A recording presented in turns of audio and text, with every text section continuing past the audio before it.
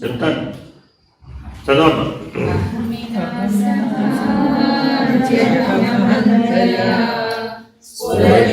స్వయం పరమపూర్ణ సత్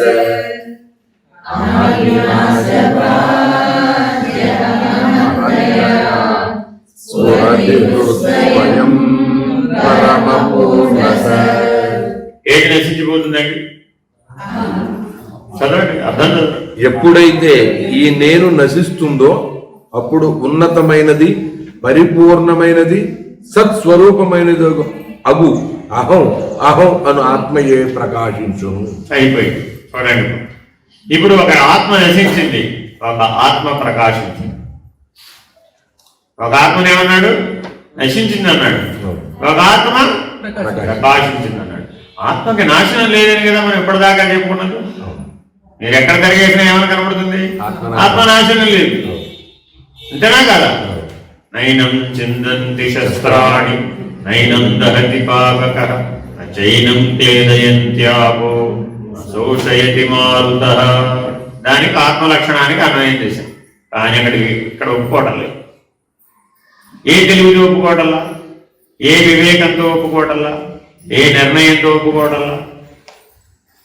పూర్ణాత్మ ప్రకాశిస్తుంది, అంశాత్మ నశిస్తుంది. పూర్ణాత్మ ప్రకాశిస్తూ ఉంటుంది ఎప్పుడూ కూడా, అంశాత్మ నశిస్తుంది. శాశ్వతమైనటువంటిది పూర్ణాత్మ, అంశాత్మ నశించిపోతుంది. ఎలా చెప్పగలరు?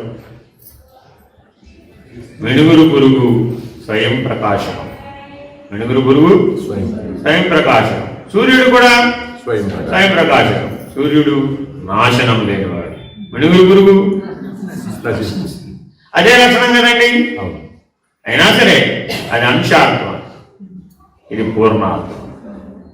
మన శరీరంలో ఉన్నటువంటి నేననే అహమిక అంశాత్మ, పూర్ణాత్మ సూర్యుడు.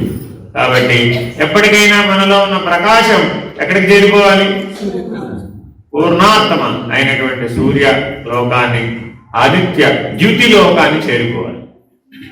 అంటే మనలో ఉన్న చైతన్యం ఎక్కడికి చేరుకోవాలి? చైతన్యానికి కారణభూతమైనటువంటి, మూలభూతమైనటువంటి, ద్యులోకమైనటువంటి, జ్యోతిర్మయమైనటువంటి సూర్యమండలానికి చేరుకోవాలి.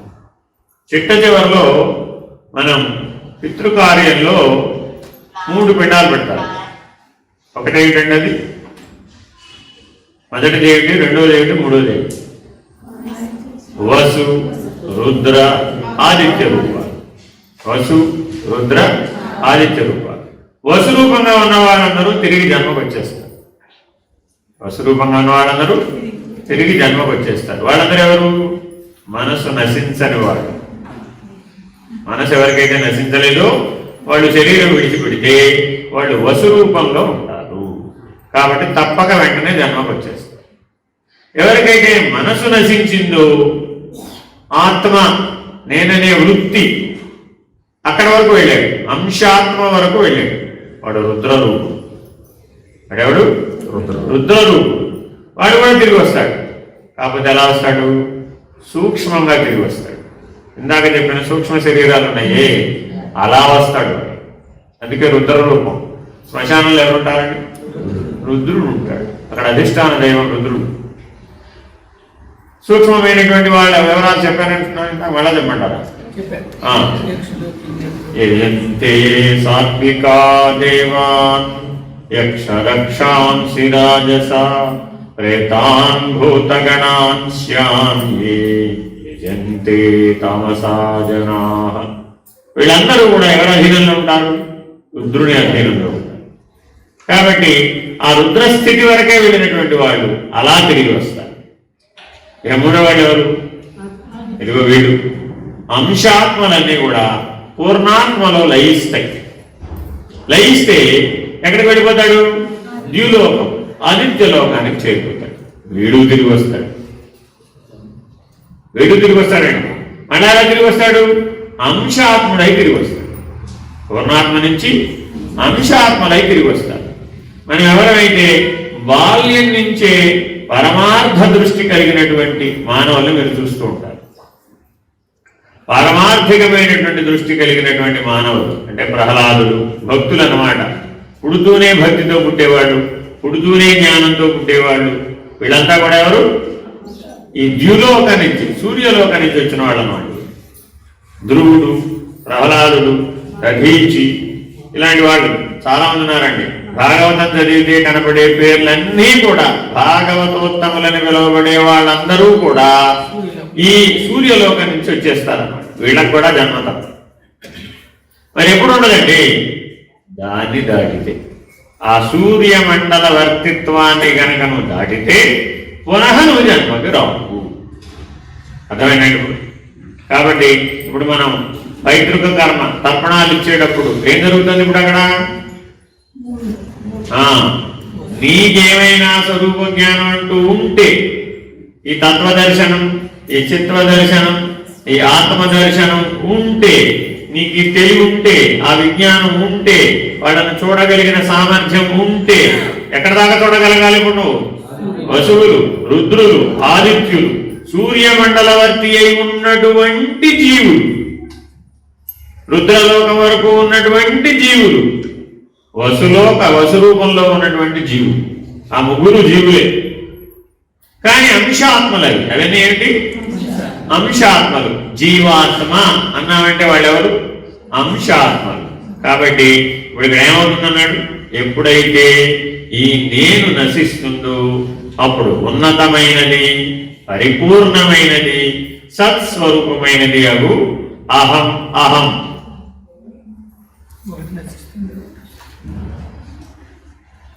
అను ఆత్మయే ప్రకాశిస్తుంది. ఏ ఆత్మ? పరమాత్మ. ఏ ఆత్మ? పరమాత్మ. దేహాత్మ, అంతరాత్మ, పరమాత్మ, కేవలాత్మ. ఇప్పుడు ఎక్కడ దాకా వచ్చాం మనం విచారణలో? ప్రారంభంలో ఎక్కడ మొదలు పెట్టాం? తద్రురాజ్ఞయా ప్రాప్యతే ఫలం. ఏ ఆత్మ? దేహాత్మ. ఏ ఆత్మ అక్కడ? దేహాత్మ. మొదటి 4 వాక్యాలు ఎవరికి చెందినవి? దేహాత్మ. తర్వాత స్టెప్ ఎవరికి చెందింది? అంతరాత్మ. ఇప్పటిదాకా ఎవరి గురించి చెప్పాడు? ఏది నశిస్తుందని చెప్పాడు? అంతరాత్మనే. అంశాత్మ నశించిపోతుంది. ఒక ఆత్మ పరిపూర్ణంగా ప్రకాశిస్తుంది. ఏ ఆత్మ? ఇప్పుడు పరమాత్మ ప్రకాశిస్తుంది. కాబట్టి నీ హృదయంలో కూడా అనురూపంలో ప్రకాశిస్తున్నది ఎవరు? ఆ పరమాత్మయే. ఇది సాధనా మార్గంలో నిరూపితమయ్యే పద్ధతి, స్వానుభవ మార్గంలో నిరూపితమయ్యే పద్ధతి. సిద్ధాంత మార్గంలో ప్రతివాడు చెప్తాడు, నీలో కూడా పరమాత్మ ఉన్నాడు కదయ్యా. తెలుసా నీకు? ఎలా తెలుసు? నిరూపణ ఏది? నిర్ణయం ఏది? సాధన ఏది? అనుభవం ఎలాగా? తిరిగి ప్రశ్నించండి. నాకు తెలియదు. అంటే మనం సార్వజనీనంగా ఒక 10-20 వాక్యాలను మాత్రమే పట్టుకొని వాటిని అటు ఇటు కుడి ఎడమకి తిప్పుతూ ఉంటాం. తిరిగి ప్రశ్నిస్తే మన దగ్గర సామర్థ్యం లేదు, సామర్థ్యము లేదు, స్వానుభవము లేదు. కాబట్టి మనం ఏ దర్శనాలను పూర్తి చేయాలి? ఇక్కడ దాకా పరమాత్మను నిర్ణయం దాకా రావాలి అంటే ఆత్మదర్శనం, చిత్వదర్శనం, తత్వదర్శనం. ఇది దర్శన పద్ధతి అంటే. అర్థమైందండి? ఈ దర్శన పద్ధతిని అనుసరించి ప్రయాణం చేసేవాళ్ళు నడిచేటటువంటి మార్గాన్ని తిరిగి రాని మార్గం అంటారు. సంస్కృతంలో పునరావృత్తి రహిత మార్గం అంటారు. ఈ దర్శన మార్గం ఎటువంటిదండి? పునరావృత్తి రహిత మార్గము. ఈ దర్శన మార్గంలో వెళ్ళేవాడు పురోగమనమే తప్ప వెనక్కి రాడు. అంటే ఒకసారి వసువుగా అయ్యాడు, వసువు నుంచి రుద్రుడు అయ్యాడు, మరల వసువు అవ్వడు. రుద్రుడు ఆదిత్యుడు అయ్యాడు, మరల రుద్రుడు అవ్వడు. కిందకి దిగిరాడండి.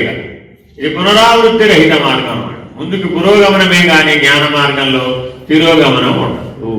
చదువు.